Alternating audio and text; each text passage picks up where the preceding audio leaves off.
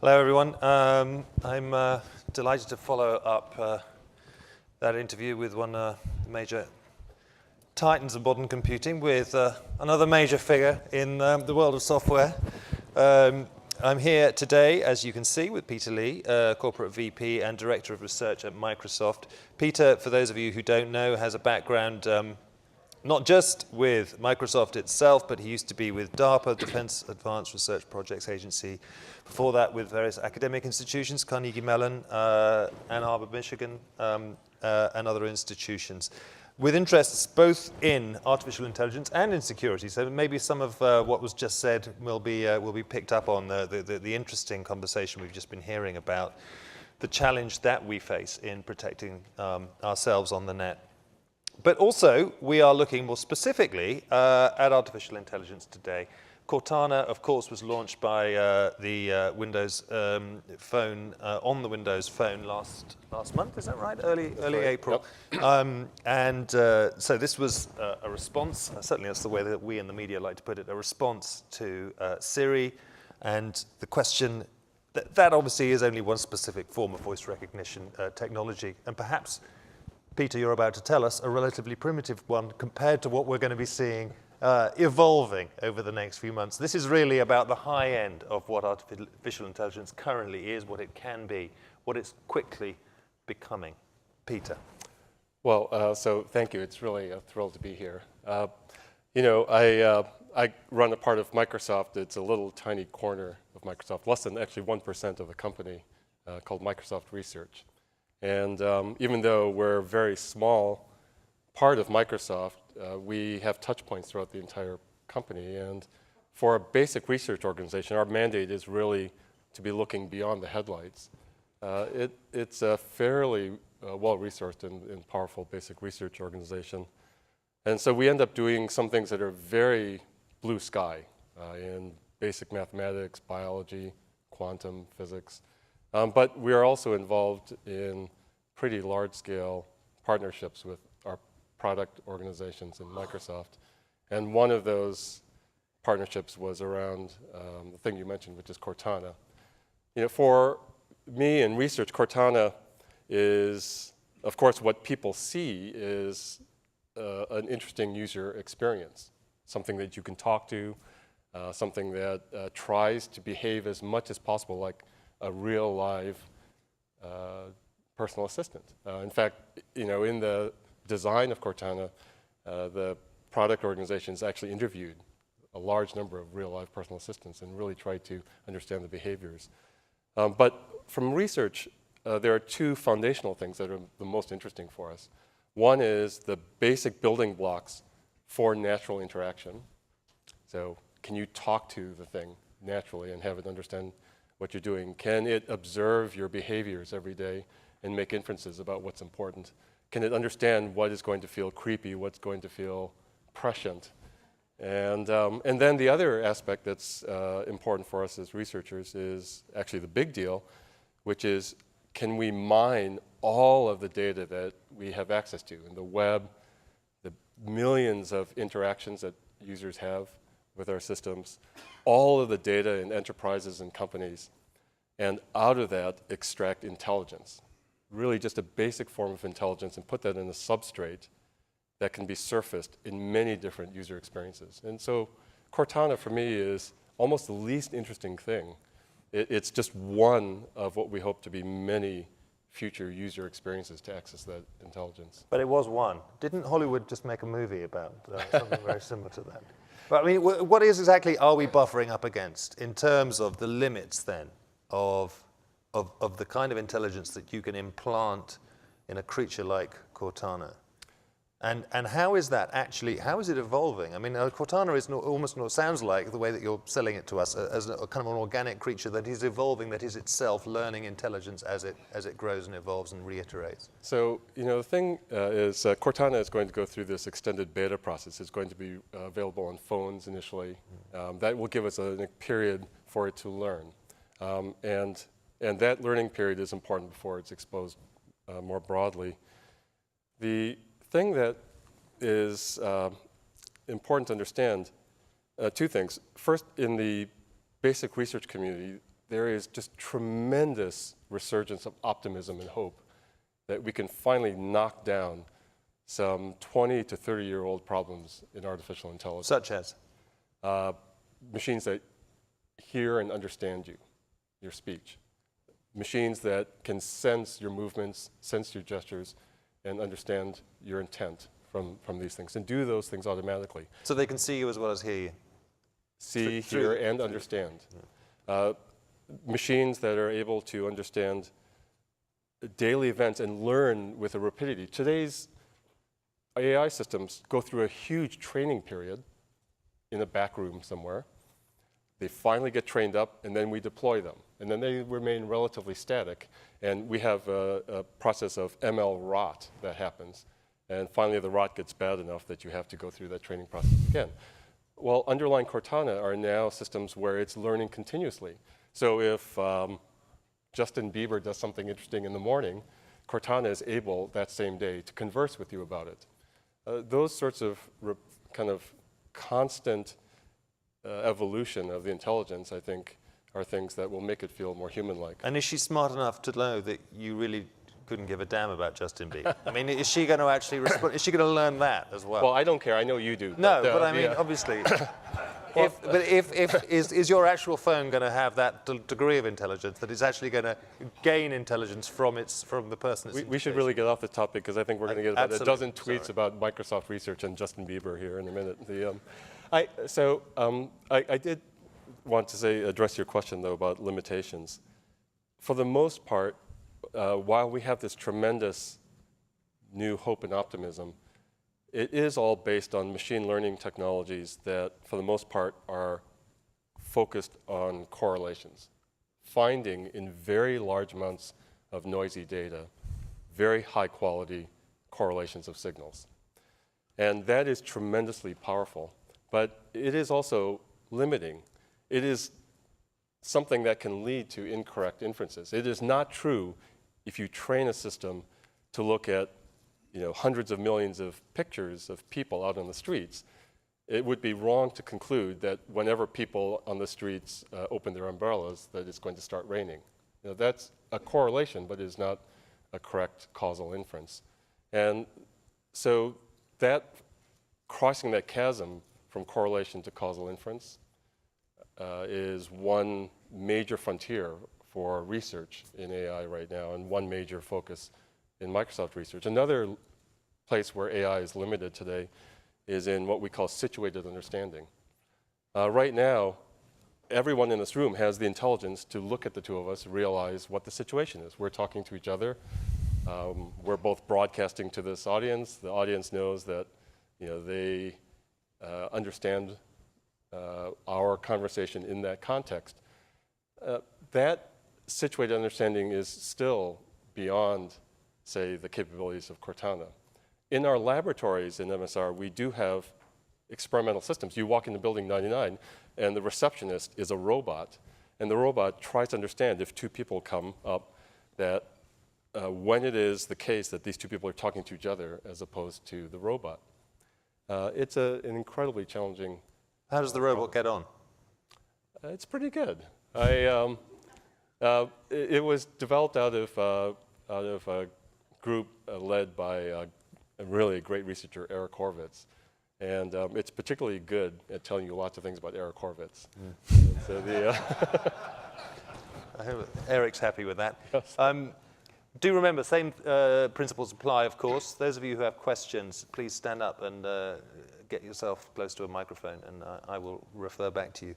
So those are the limits. We don't have that situational awareness. Obviously, there are specific challenges sticking this kind of intelligence on a telephone and what the telephone can and cannot do.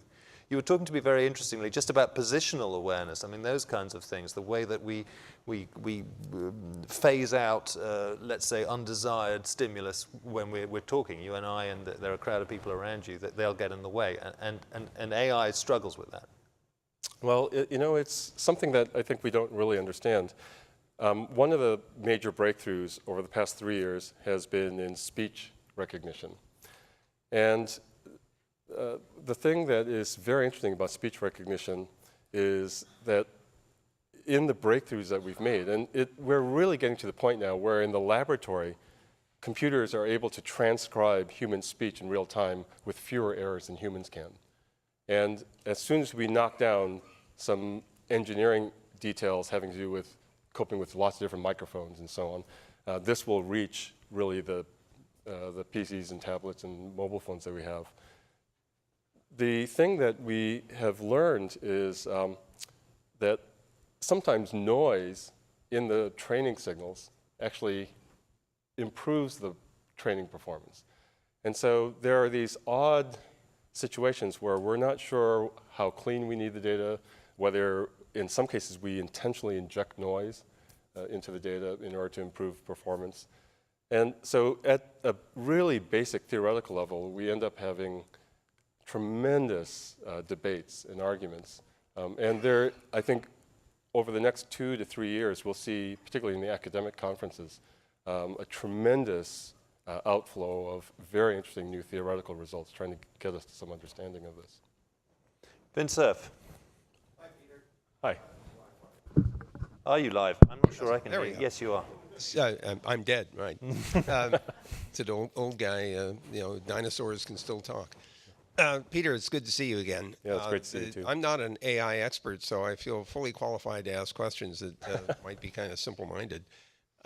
Some of the things you were saying struck me as a pretty powerful observation, because it's often the case that things like speech understanding is kind of a surface capability that is important, but it doesn't necessarily get down to the deep question of, does the software actually understand relevance? Does it understand situations, as you say? Some of the things that we think of as artificial intelligence turn out to be fairly simple in principle. They aren't human-like. I'll give you an example.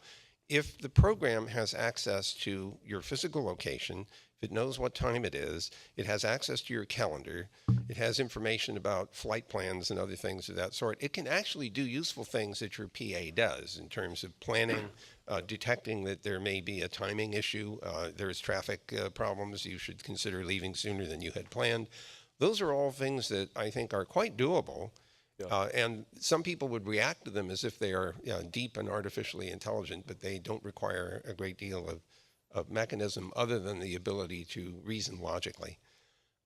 So I guess what I wanted to ask you is whether there is so much room in that space that you have lots of opportunity, we do as well at Google and elsewhere, to exploit those capabilities without necessarily having to hammer away at consciousness and some of these very deep existential questions. Yeah.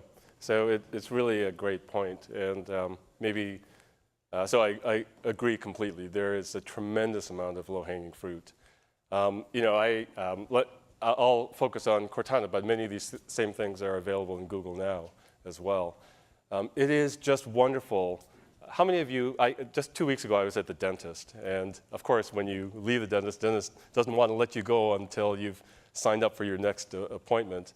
And you fumble around on your phone trying to make that thing. It's so much nicer to just be able to say, Cortana, make an appointment for the dentist at 2 o'clock on August 15th.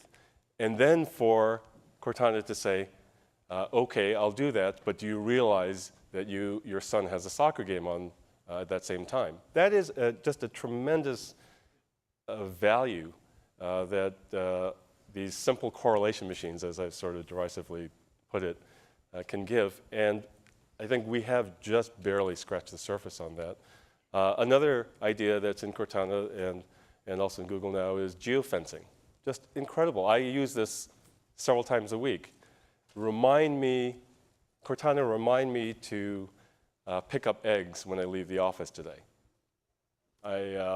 It's just has expanded my IQ with my spouse by 15 points at least, and so it's just a really good thing. But there's a deeper thing that you're saying there, which is about surface intelligence, and there's something that I've told a few people, and I've had several long discussions with Jeff Dean at Google also on this topic, that is referred to in scientific circles as transfer learning, that is incredibly intriguing. And so let me put it spans many different domains, but let me just focus on speech. So we will take a neural net and train it on a large amount of English training data, 16 kilohertz waveforms. And one of the great breakthroughs of the last 3 or 4 years is that, as far as we can tell, the more data that we train on, the better the performance is. So the classic problems of what was referred to as overfitting, we seem to have overcome to a large practical extent. And several companies, we have people from Nuance coming up next, us, Google, a number of companies have really gone to this kind of technology. Now, take that trained neural net and train it on Chinese speech data. Keep training, training, training. And what you get is a neural net that operates very well on Chinese speech input, but magically, the performance on English also improves. Now throw French at this, but if you have a layered neural net, only backprop through the top layer, through that surface layer. So now the training on French is much faster than before. Everything improves. The Chinese improves, the English improves, the French improves. Throw 8 kilohertz Bluetooth waveforms at this. Everything, again, improves. And the improvements are small, very small, but they're consistent. It's not just at Microsoft, but also in your company. And what one immediately starts to realize is that the lower layers, intermediate layers of these systems are, in an unsupervised manner, discovering some internal common structure of human speech. And there is just the amazing possibility that these, I'll call these subsurface features, could have tremendous value, especially if we move away from speech to more human discourse.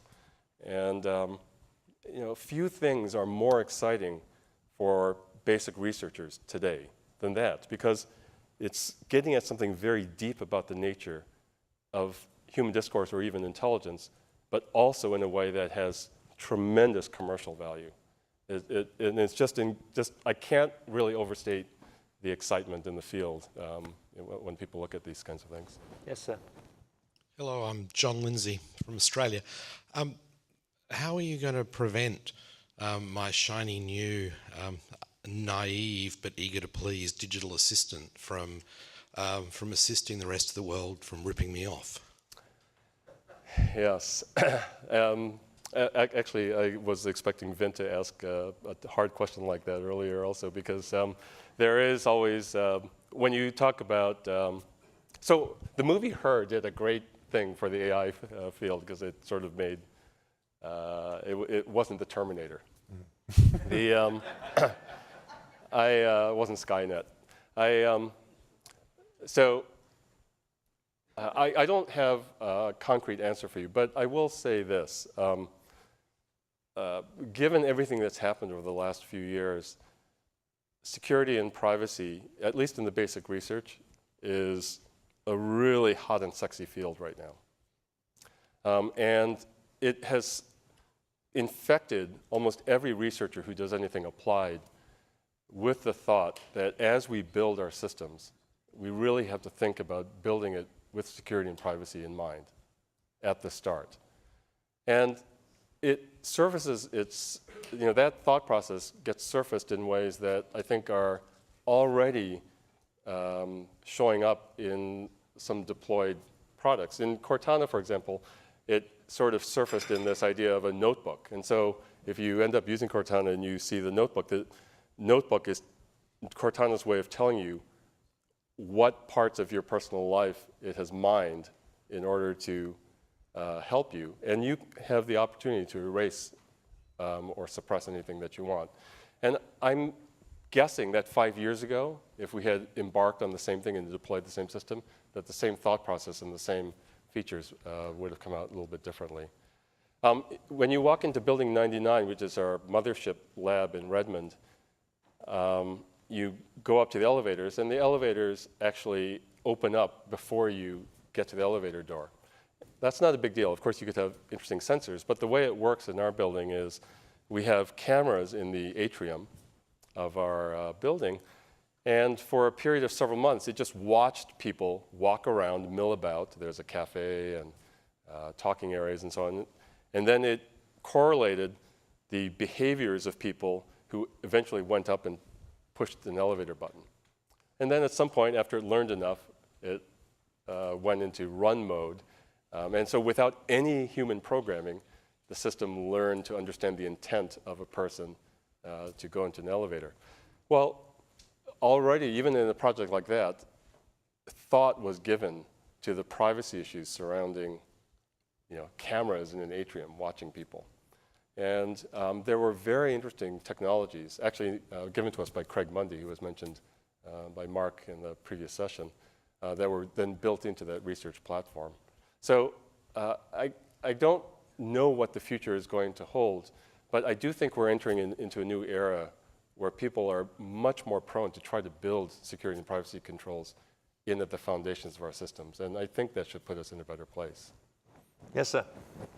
I'm curious about kind of world-changing use cases, like combining the quantified self and health with an intuitive learning voice, kind of life coach in your ear, or climate change, or disaster response. So curious to hear any kind of use cases like that. And then second, I was going to ask you, when do you think the timeline is for technology demonstrated in Her to actually be available? Not the part at the end, but the first half of the movie. Gosh, I don't know which of those two questions is harder. That's, on world-changing things that I think one thing that's interesting about a basic research organization, even in a company, is that in order to attract the best people, you first of all have to promise people that they will be able to be independently influential in the research community. That's sort of the very first thing. And that implies, for example, open publication policies. That implies encouraging, not only allowing, but encouraging people to participate in conferences and partner with academics. But the other one speaks to this kind of world-changing thing, that it can't just be all about making money for Microsoft. And so as a result, you do see a lot of thought being given to energy, the environment, to health, to social justice going on, not just in our research labs, but in labs in other companies. So what is interesting for me is that it's not a stretch for me to face earlier Steve Ballmer and now Satya Nadella and justify the expenditures in research on those research activities, because what we learn, say, that informs the Azure cloud service, what we learn that informs visualization technologies when we work, say, on tracking zebras in Africa, ends up having commercial value anyway. So I think the wonderful thing about research, and this is an article of faith, but I think it's just absolutely something that people have to understand. In fact, it's so important right now because we are in a society and in a world where increasingly people question and maybe even have less tolerance for the goodness of basic research. But one of the great things about basic research is that you operate at the foundations where things tend to have multiple purposes, both the humanitarian and social purpose as well as the commercial purpose. And when you operate at that level, you have all of these benefits. You end up having the ability to bring great, great smart people into your company, but you also get the glow and the kind of satisfaction of having made a difference in the world. So I hope some of the things that we do right now, for example, we have just partnered with the White House to provide a system based in our Azure cloud to do full kind of environmental tracking around the globe. I was very interested to hear about collaborate.org. I made a note to my technical strategy advisor to connect up with those folks. And so these sorts of things, I think, are important to us, and I think we'll see more and more of that. Just briefly then, because we only got a couple of minutes, but to pick up on that second question, throw us forward, perhaps not all the way to, the technology and, us falling in love with our phones in a very literal, sexual way, but just going for like 10 years from now, 5 years now. We've talked about low-hanging fruit. Just push the fruit a little bit higher up the tree. How high can we reach in the next 10 years, let's say, with the types of frontier-breaking technology you're dealing with? So in AI, I think in 10 years we will almost certainly knock down some of the core AI problems. And when I say knock down, I mean not only achieve human-level capabilities, but exceed human-level capabilities. And by AI core problems, I mean understanding speech and more broadly, human discourse, tweets. and really recognizing humor and the language of tweets has turned out to be challenging. But on the other hand, the treasure trove of data that we get there has been very, very good. It's interesting you mentioned humor, because humor has been a major focus of Microsoft research in its partnership with the Cortana product effort. And there's a technology which in MSR we call chit-chat. That is this kind of constant evolution, very lightweight, low parameter machine learning, just so that it's constantly able to increase the number of domains that Cortana is able to kind of chit-chat with you about. So hopefully the experience will be noticeable to people.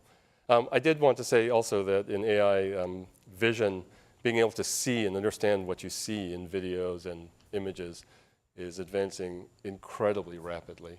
And then having deeper semantic understanding of text and human discourse is also just making very, very rapid progress. And most importantly, just sucking in some of the brightest minds on the planet to address. If I step back from AI, I see a transformation of the social sciences over the next decade that will be every bit as transformational as the transformation of the life sciences and physical sciences over the past 10 years. And it's very hard to predict the consequences of that. Consequences actually in all directions, I'm sure, to do with employment as well as security and all other kinds of things for Western society. But we run out of time, so Peter Lee, thank you very much indeed. That, I think, picks up really nicely off what Michael Dell was saying a little earlier about security and other issues, and I'm sure will be carried on by nuance later on the stage. But thank you very much for now. It's great to be here. Thanks.